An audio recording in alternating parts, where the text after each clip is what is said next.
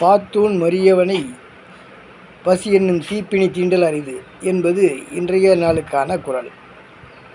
இந்த குறளுக்கான விளக்கம் என்னவென்றால், ஒருவன் தனக்கு கிடைத்த உணவை மற்ற அனைவரோடும் பகுத்து உண்ணும்போது பசி என்கின்ற அந்த கொடிய நோய் இருக்கிறதே, அது இந்த உலகத்திலே இருக்காது என்று கூற வருகிறார் வள்ளுவர்.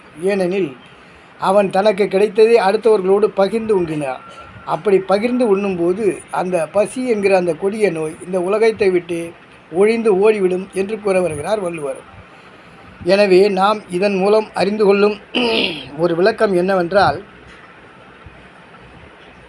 எப்பேற்பட்டவராக இருந்தாலும் அவருக்கு கிடைத்த ஒரு உணவு என்கின்ற ஒரு விஷயத்தை அடுத்தவர்களோடு பகிர்ந்து உண்ண வேண்டும். அப்படி பகிர்ந்து உண்ணும்போது அனைவருக்கும் பொதுவாக ஆகிவிடும். எனவே அனைவருமே பசியிலிருந்து விடுபட்டு விடுவார்கள் என்று கூற வருகிறார் வள்ளுவர். வணக்கம்.